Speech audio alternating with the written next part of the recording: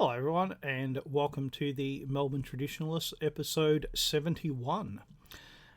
It is between Christmas and New Year, and I put up a post for Christmas Day, a reading by the Australian poet Henry Lawson, and it was entitled "The Fire at Ross's Farm," and it's quite a nice poem. I quite enjoy it. And it has a Christmas theme. And so I thought it would be a great thing to put up on Christmas Day when people aren't as interested in politics as other days of the year. And I recorded it months ago, at least 5 months ago, maybe 6 months ago. It was before the second lockdown in Victoria. And anyway, it went live on Christmas Day. And it seems to be not available. And I'm not sure why. Because the poet has been dead for 98 years. So it's not in copyright. I would be very surprised if a poem was in copyright anyway. But it's just not here. I don't know why. And yeah, if you guys can see it, that would be great. And let me know. Because it says that it's in the back room where I can look at some statistics. It says that it's got 7 views and 2 likes, which is all right. I didn't expect very much on Christmas Day. But then when I look at the main channel, it's not there. So if you see it, let me know. Now, I want to talk about, well, I've been thinking about, should I do a roundup of the year? But then I thought, well, I'm going to do that, but just in a very superficial way. I'm not going to really go into a huge amount of detail, because I feel that most of what I'm going to say I've spoken about recently anyway. But of course, the big news of 2020 is COVID-19.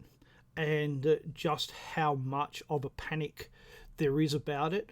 And yesterday I had my family's Christmas. We had it a day late because we had someone who was working on Christmas Day. And I got to hear the 2 oldest women in my family talk about how, how people weren't following the rules and blah, blah, blah, blah, blah. And I really had to bite my tongue and... it's Christmas, and then there was a bit of a discussion between one of my brothers and one of my nephews, who's in his 40s, about the election of 2020, the US presidential election, and my nephew was saying, no, Joe Biden's not legitimate, and my brother was saying, yes, he is. And I'm going to come back to that because I've been shown a very interesting survey that I'm going to come back to. And the other great thing that's happened this year, great meaning big, not good, is how China's reputation has really taken a tumble, and how China is not content to hide its great power status. And I don't think that it is as powerful as it thinks it is.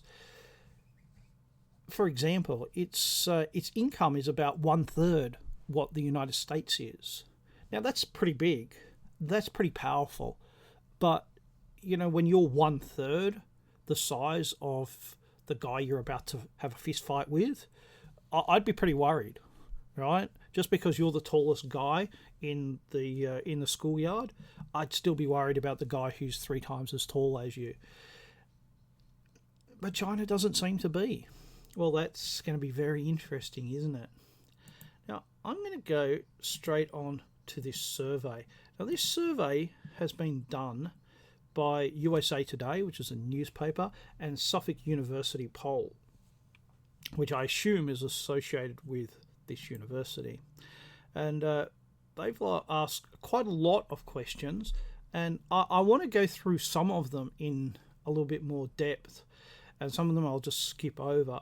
But there's some very interesting things going on in this survey. Although I am a bit suspicious because it does seem very... The Republicans stick out like a sore thumb compared to every other demographic. So the first thing is, let's go over the demographics. There's the total, which is self-explanatory.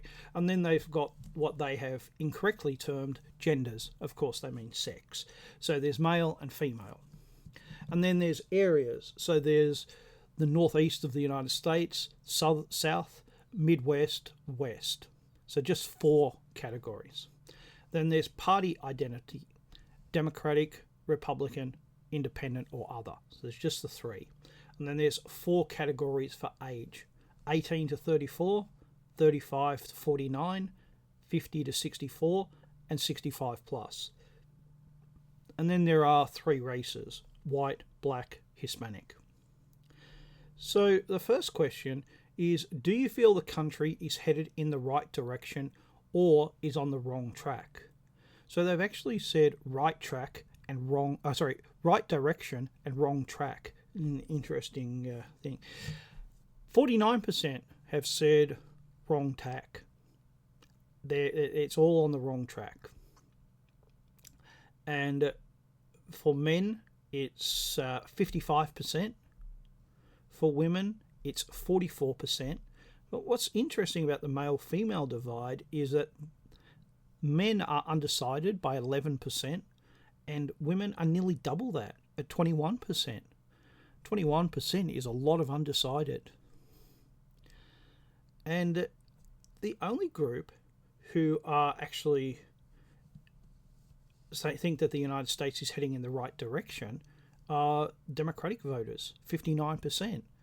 And I have a feeling that if this had been taken a year ago or even 6 months ago, they would not be saying that.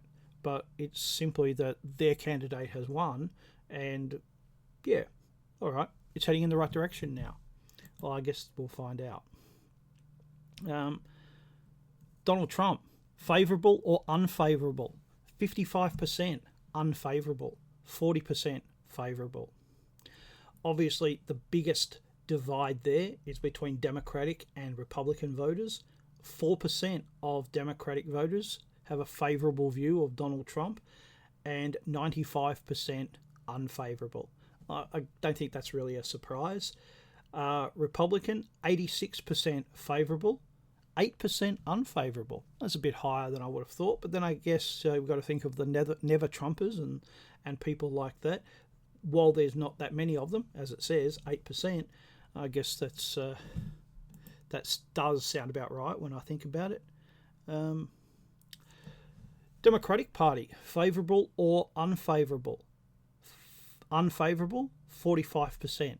Favourable, 40%. So most people still aren't happy with the Democrats, even though a lot of them voted for it. Republican Party, favourable, unfavourable, 52% unfavourable. Now, I thought this part was interesting. Where am I? When I talked about the Democratic Party, 9% of the Democratic voters were unhappy had an unfavourable view of the Democratic Party. And the equivalent is 5%, 14% of the Republican people said that they had an unfavourable view of the Republican Party. That's pretty high, 14%. Mike Pence, favourable or unfavourable? Unfavourable, 49%. Favourable, 40%. Kamala Harris, favourable or unfavourable? Favourable, 46%. Unfavourable, 40%. Joe Biden, favourable, 49%. Unfavourable, 39%. These are the totals that I'm reading out. In the election for president this year, did you vote for Democrat Joe Biden, Republican Donald Trump, someone else, or did you not vote in the presidential election this year? So 50% said that they voted for Joe Biden, and 44% said they voted for Donald Trump. And only 3% said that they didn't vote, and 3% undecided, 2% refused to answer. Overall, do you approve or disapprove of the job Donald Trump has done as president? Disapprove, 52%. Approve, 45%. How do you think history will assess Donald Trump? Would you say he will be viewed as a great president, a good president, a failed president, a fair president, or a failed president? And of the total, 50% think that he will be viewed as a failed president. Well, I guess that tallies up with 50% who voted for Joe Biden, doesn't it? If Donald Trump ran for the White House in 2024, would you vote for him? Yes, maybe, or no. So 56%, no. I think a lot of Republicans would also have said no there. Just your best guess, regardless of whether you would support him or not, do you think Donald Trump will be the Republican nominee for president in 2024? And 55% said no, although 32% said yes.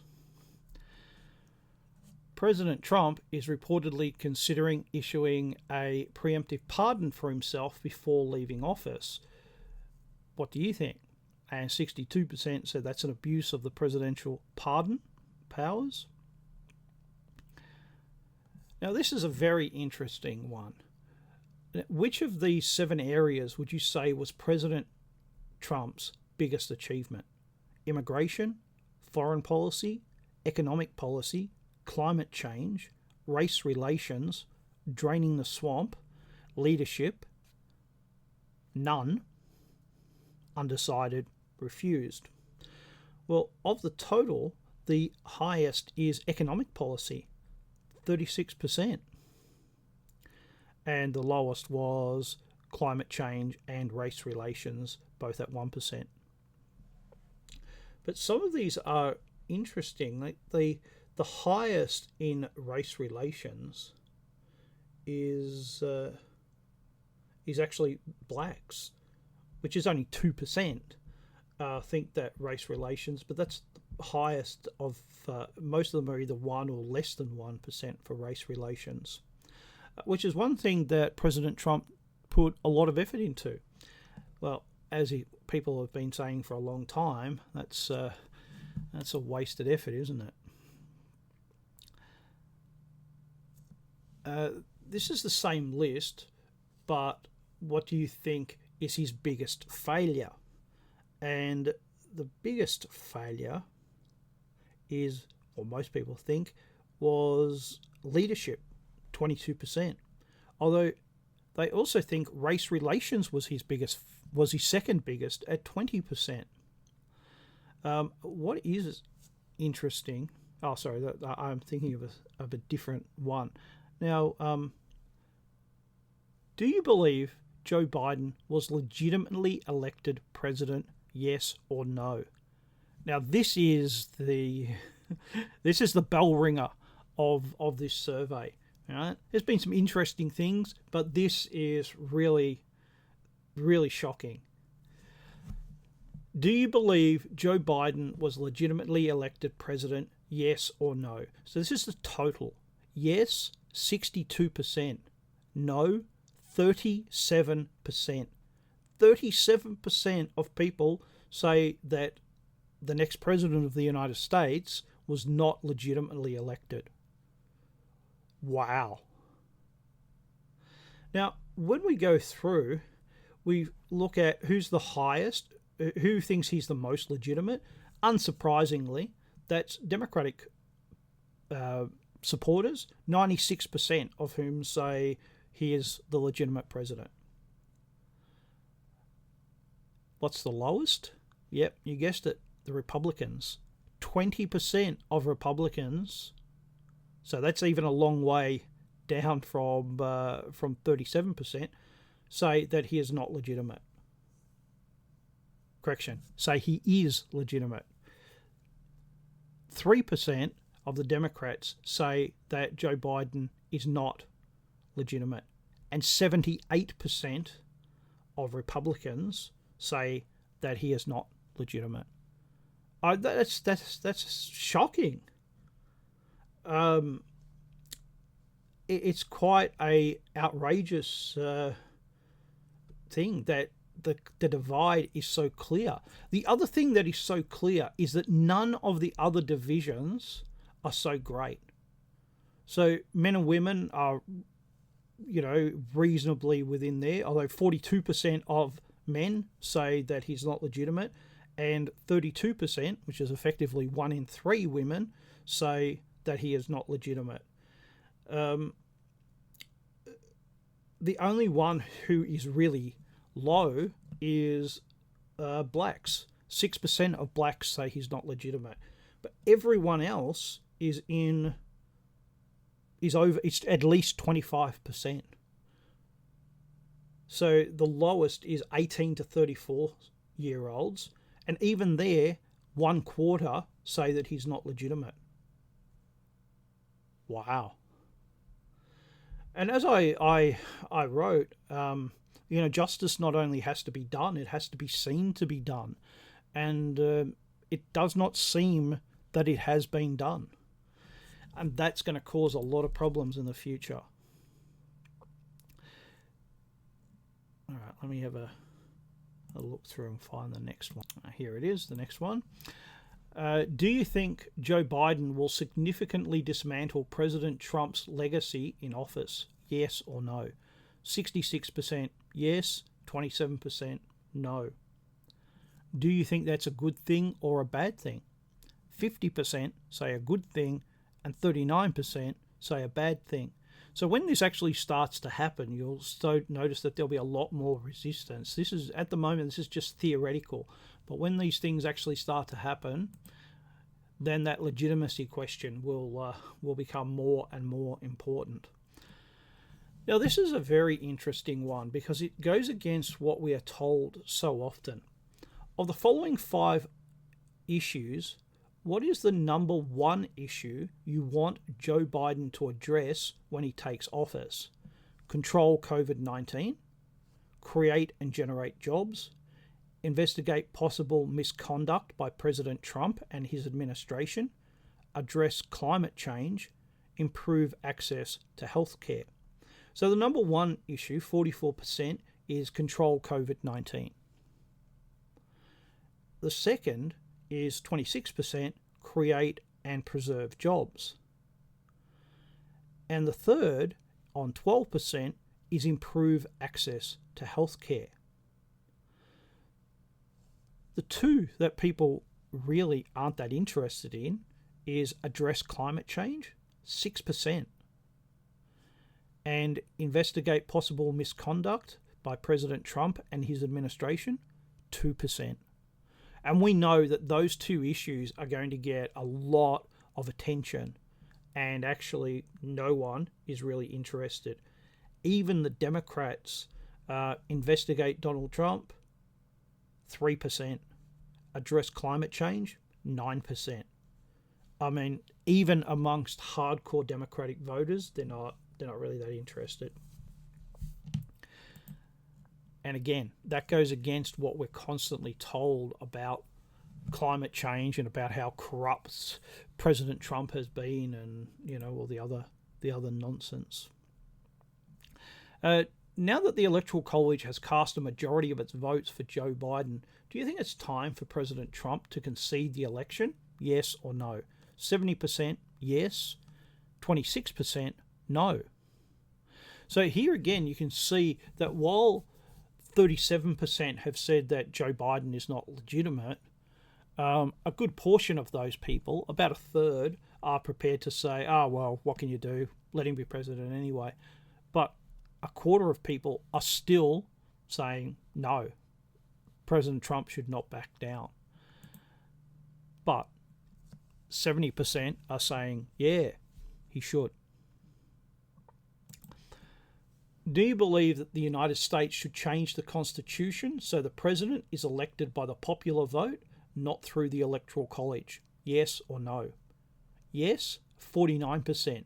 No, 47%. So the Democrats are really going to push this one because they keep winning the popular vote. But I personally have a lot of... I don't trust that. It just seems awfully suspicious to me that they constantly win the popular vote. And you would expect that they would win it, maybe 2 out of 3 times if they really had that control. But it's been consistently that they have won it. And it hasn't rung true to me for a long time. And I think to myself that these votes are increasingly being seen, not just by me, but also by me, as not being really representative, not really showing what they're supposed to show. They're supposed to be quite transparent, and they're not.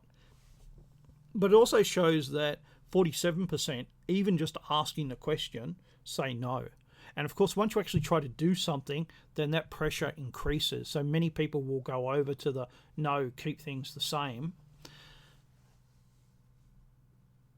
as time goes on, as people start to point out the issues that are involved.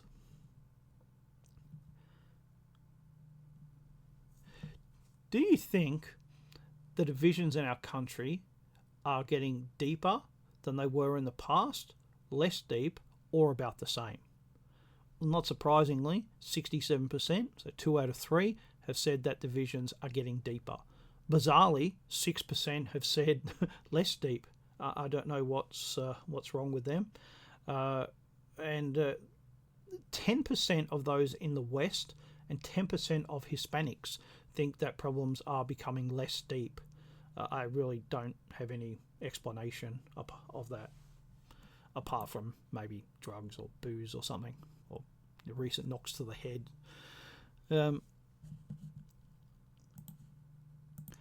Should President Trump attend the inauguration of President-elect Biden, as most outgoing presidents have done, to display the peaceful transition of power?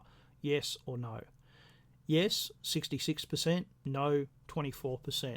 So still, we've got that hardcore of roughly a quarter who are saying no, don't legitimise this.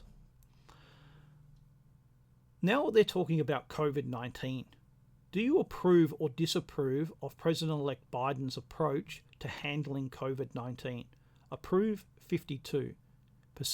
Disapprove, 30%. All right, so he's got that goodwill on his side. Are you worried about your physical health or your financial well-being? Well, 51% said physical health and 35% financial well-being. And here is what I mentioned right at the start. The Republicans are the only... They seem to be not men or women, not located in any part of the country, not any particular race or age. They are the only ones who have said financial well-being. 53% to 34% physical health. Every other demographic has said physical health. It's quite bizarre, and it's the only thing that makes me think that there's something wrong with this survey, that the Republicans stand out so dramatically compared to everybody else. When he takes office, President-elect Biden says he will encourage all Americans to wear masks in public for the first 100 days of his term to help bring COVID-19 under control. Will you personally do this? Yes or no? Yes, 84%. No, 14%. So here you've got even people who are supposed to be Republicans saying, oh, yeah, I'll go along with it. It's just... Well, yeah, everyone who's listening to this knows how I feel about the COVID-19 panic. It's just ridiculous. But still, 14%. Well, it's a start, I guess. Regarding COVID-19, have you or someone in your family been diagnosed with COVID-19? Yes or no? 49% yes. 50% of people in the United States know someone in their family who has been diagnosed with COVID-19. Does that ring true? What's that? 175 million people know someone who's contracted COVID-19. No, that really doesn't pass the smell test. And no is 51%. But this is the really bizarre thing. Of yes, do you know someone? The lowest group, it's all in the low 50s, high 60s. And the only exception to that is 43%. And that is 65 years plus. So those who are 65 years plus, do you know anybody? They're the ones who are least likely to report someone in their family, which includes themselves, has been diagnosed with COVID-19. Yeah, that doesn't make sense to me at all. If a federally approved vaccine for COVID-19 was available for you today, would you take it as soon as you can? Wait a while until others have taken it? Not take the vaccine? Undecided? Refused. So 46% said yes, they take it as soon as they can. And 32% have said they'll wait a while and let others test it. And 20%, so that's 1 in 5, have said no, they will not take it. And 2% are undecided. Now, it's interesting that only 14% say that they would not wear a mask, but 20% have said that they would not take the vaccine. I guess wearing a mask is different to having something injected into your body, but you would think that those numbers would actually be much closer to each other. You know, a percentage or two apart, not 6%. If you won't take the vaccine, at least not now, what is the reason? You're worried it's not safe. You never take vaccines of any kind. You don't believe COVID-19 is a real threat. Undecided, refused. Refused means they didn't answer the question. 63% have said that they're worried that it's not safe. And 14% have said that they never take any type of vaccine. 13% are undecided. That's actually a high percent of undecided. And 9% say they don't believe COVID-19 is a real threat. I would have to say that I am in that 9%. For some people it is, but it's like every flu type thing. There are people who are vulnerable to it, and the vast majority of people, it's not a real threat. They might get sick, but they're not going to die from it, or it's at least very unlikely. Whose advice would you trust most on whether to take the vaccine? Most people have said the doctor, 43%. All right, well, that's reasonable. 29% have said Dr. Anthony Fauci, who is the presidential advisor on this. Nearly 1 in 3 people would take his word for it. But only 5% would take President Trump's word for it. And get this, only 1% would take Biden's advice, which is equal to the governor of your state and your employer. So that's quite interesting. And only 7% would actually take the advice of their friends and family, which is probably, I'm not sure how I feel about that.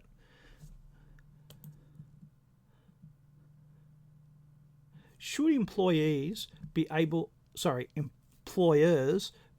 to mandate that all their employees take the COVID-19 vaccine?